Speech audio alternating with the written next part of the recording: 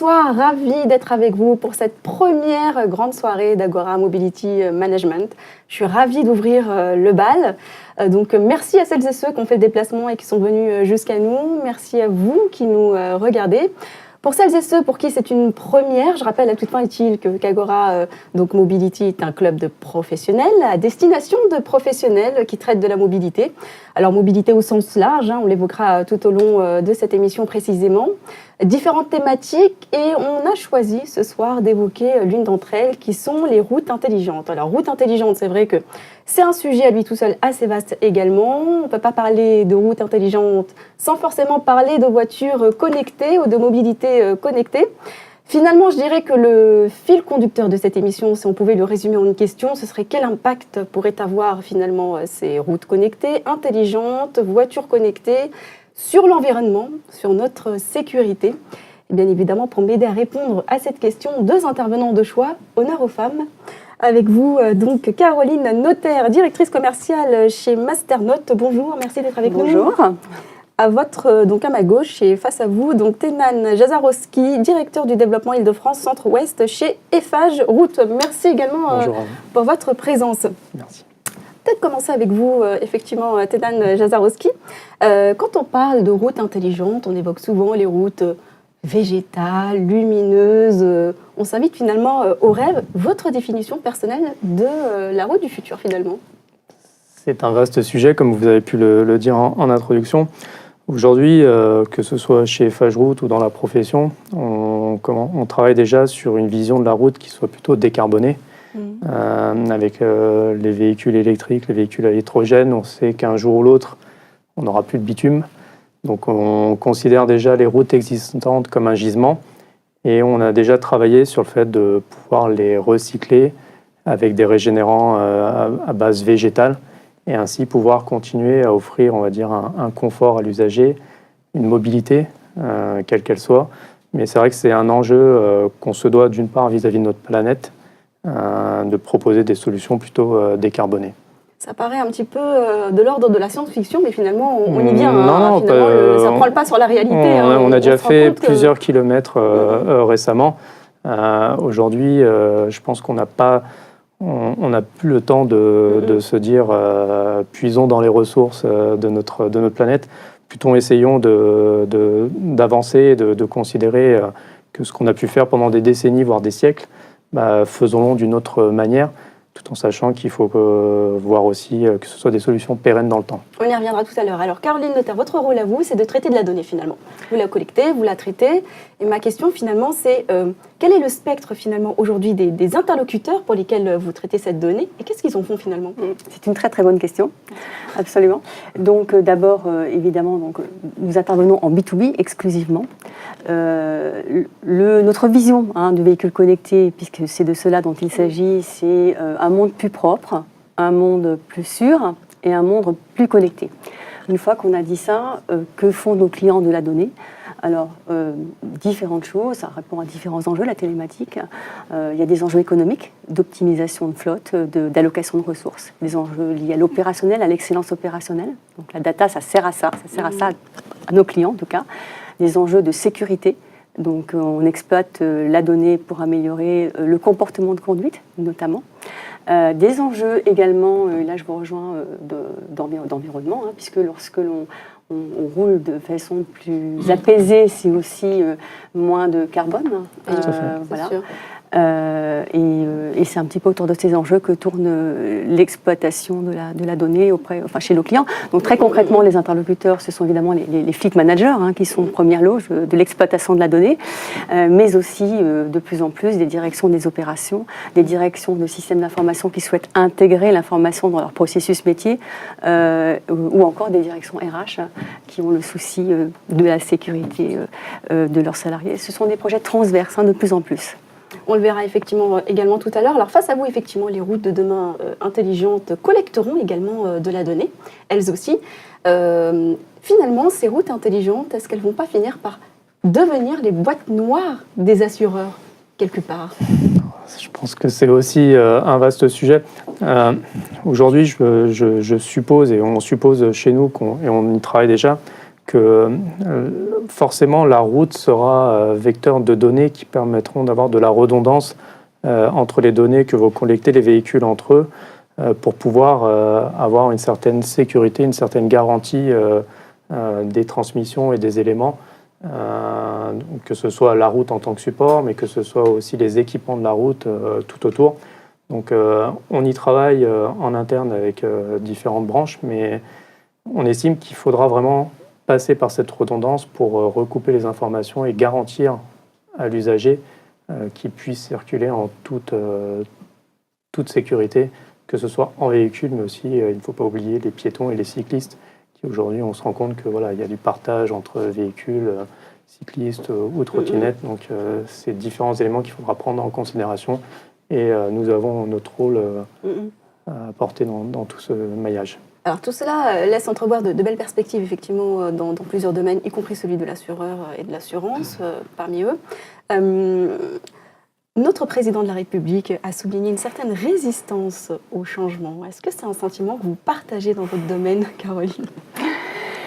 Écoutez, force est de constater que 12% à peine des flottes automobiles en B2B sont équipées de télématique. Alors par ailleurs, le marché est en forte croissance également. Mais il est vrai que la résistance au changement, effectivement, c'est un sujet. Je pense qu'il faut donner du sens, il faut expliquer. Et le management du changement fait partie intégrante du dispositif si on veut réussir à mettre en place un projet de télématique. Et c'est pas fait suffisamment au sein des entreprises ou ça vient d'où alors du public ou du privé ? Au sein des entreprises, on prend de plus en plus conscience de cette dimension-là. Nous avons effectivement créé une équipe de consulting pour accompagner les entreprises dans la dimension de change management. C'est une dimension extrêmement importante, mais elle est encore très très sous-estimée. C'est vrai qu'on raisonne technologie, la technologie ne fait pas tout. Il y a de l'humain derrière et il faut embarquer l'humain. C'est quelque chose que vous partagez aussi dans votre secteur ? J'imagine Alors, que c'est en train de changer. Je pense que le gouvernement a pris conscience qu'en France, qu'on avait un savoir-faire routier, autoroutier, qui était reconnu dans le monde entier. Et aujourd'hui, si on veut passer le cap en termes d'innovation, on sent vraiment une volonté qui vient de tout en haut de donner des champs, des périmètres d'expérimentation qui émerge au niveau national, régional et qui va maintenant même au niveau des métropoles pour pouvoir challenger les entreprises, pour préparer l'avenir. Et on sent qu'il y a un changement et qui va vraiment dans le bon sens pour nous. Pour fédérer, pour effectivement... Ok. Et une fois qu'on a dit ça, quelque part aussi, dans un autre sens, on peut aussi comprendre cette résistance au changement, dans certains cas. Quand on parle notamment de la collecte de la donnée, qui est votre sujet, on pourrait se dire, qu'est-ce qu'on va faire de cette donnée ? Est-ce qu'elle ne pourrait pas nous échapper ? Il y a aussi les risques cyber. Donc, dans votre secteur, dans votre domaine, comment on fait pour passer d'une posture de défiance à une posture de confiance ? Alors, tout d'abord, ce sujet est au cœur de nos préoccupations. Évidemment. Nous n'avons pas attendu les dernières réglementations de RGPD pour s'équiper, effectivement. Mais il y a effectivement, c'est très légiféré, donc ça, faut savoir. Donc, tout est fait aujourd'hui pour protéger le salarié quant à l'exploitation abusive des données. Nous, on avait été un peu volontariste sur le sujet parce que c'est une dimension importante. Il faut rassurer. Et on a effectivement, on est aujourd'hui certifié 27001. C'était une démarche proactive qu'on a menée bien avant, je dirais, toute la législation RGPD dans le domaine. Mais c'est un élément important et effectivement, c'est la première brique de réassurance avant d'embarquer un salarié. Il faut expliquer qu'il est protégé. Après, le risque zéro n'existe pas. Vous parlez de cybersécurité, de risque de hacking. On a, nous, des infrastructures et des services redondants. On fait des tests de piratage, des choses comme ça, mais le risque zéro n'existe pas. Alors, Tenan Jazarowski, vous, parmi vos nombreux objectifs, il y en a un qui est assez on va dire, fantastique, gigantesque, à la mesure, effectivement, de ce qui est possible, celui de réfléchir à des alternatives au bitume et proposer donc des routes végétales. Ça paraît assez invraisemblable. Mais parallèlement à cela, vous êtes en train de travailler sur des projets auprès de Total. Voilà. Est-ce que ce type d'alliance fait sens finalement de travailler d'un côté avec Total et de l'autre côté vouloir réfléchir à des alternatives végétales et écologiques? Je me posais la question finalement en travaillant à l'intervention. J'ai vu que vous aviez des projets en commun. Vous faites bien de le préciser. Aujourd'hui, Total est dans une démarche, je pense, de changement de préparation de l'avenir et du passage des alternatives au pétrole. Et il est important aussi pour nous, en tant que recherche et développement, d'être avec des partenaires industriels qui permettront de fabriquer à grande échelle des régénérants ou des liants végétaux. Donc on ne peut pas aujourd'hui se dire tout était mauvais avant et on n'est pas des industriels. On a besoin d'un grand groupe comme Total, donc plutôt essayons de travailler ensemble pour préparer rapidement ce basculement, cette transition énergétique, d'où on va dire ces groupes de travail, ces collaborations très proches. On a toujours travaillé ensemble, que ce soit dans le domaine du bitume pour nos routes. Maintenant, on travaille ensemble sur des alternatives végétales. Bon, après, je me suis faite un petit peu volontairement l'avocat du diable, même si je sais que Total, d'un point de vue pragmatique, commence à ouvrir effectivement des projets d'envergure et environnementaux, donc on y croit. Alors, la route s'intègre aussi dans un panorama assez vaste, hein. Les cartographies évolutives, l'humain, les véhicules. Est-ce que vous prenez en considération tous ces facteurs quand vous réalisez vos travaux? Et finalement, déjà, est-ce que vous êtes consulté par les principaux intéressés? Consulté, oui, parce qu'aujourd'hui, en termes de maîtrise de savoir-faire, les grands groupes français se sont staffés en conséquence. Donc on sent qu'aujourd'hui, il y a du savoir-faire en entreprise. Et on arrive aujourd'hui à travailler d'un commun accord avec des donneurs d'ordre pour faciliter, pour donner aussi notre expérience et garantir aussi, parce qu'on est souvent concepteur-réalisateur, donc garantir un produit, une solution ou une route pendant des décennies, si je peux me permettre. Est-ce que, Caroline, vous y croyez un jour à l'uniformisation finalement de l'information, de la donnée, un langage commun, peut-être pour des intérêts communs? Est-ce que c'est possible dans un futur monde? J'imagine que techniquement, ça va être possible. Après, la question, c'est qui aura intérêt à faire quoi? C'est le sujet. Voilà. Est-ce que c'est l'espace public qui prendra effectivement en charge la gouvernance de cette donnée pour le bien-être de tous? Comment se passeront les interactions avec les acteurs économiques qui aujourd'hui n'ont pas tous forcément les intérêts forcément alignés, hein, on le voit avec des démarches notamment des constructeurs automobiles qui ont tous des initiatives dans le domaine du véhicule connecté, mais qui pour autant n'ont pas le souci de créer une plateforme commune, ne serait-ce que pour travailler sur des enjeux de sécurité. Donc qui a intérêt à partager quoi, qui a intérêt à gouverner quoi et comment tout ça va se passer? Je ne saurais le dire, mais ce sont des questions effectivement très intéressantes. Je partage le même avis. Aujourd'hui, on est dans une position où on sent qu'on transmettra de l'information. La route, on en est sûr, elle transmettra de l'information. Mais comment, de quelle manière, on est un petit peu dans un no man's land. Et personne ne veut partager effectivement ces premières innovations. C'est encore les prémices on est finalement. Tout le monde est en train de se placer donc, quelque part. Donc voilà. c'est un peu compliqué de... Il n'y a pas de cadre défini à l'heure actuelle qui permettrait d'entrevoir, on va dire, des collaborations très proches. Ok. Alors, on parle d'alternatives donc au bitume, comme on l'a évoqué tout à l'heure. On parle de routes lumineuses, on parle de choses assez intéressantes pour l'avenir. Mais est-ce que finalement, toutes ces innovations sont en réalité alignées aux réalités économiques du pays, finalement? Alors, pour en revenir sur ce qu'on a pu réaliser jusqu'à présent en termes de routes à base de régénérant végétal, en fait, on a considéré une route existante qui était fatiguée, dégradée, comme chacun peut s'en rendre compte sur certains endroits. Et on est venu en fait régénérer la route avec ce régénérant végétal.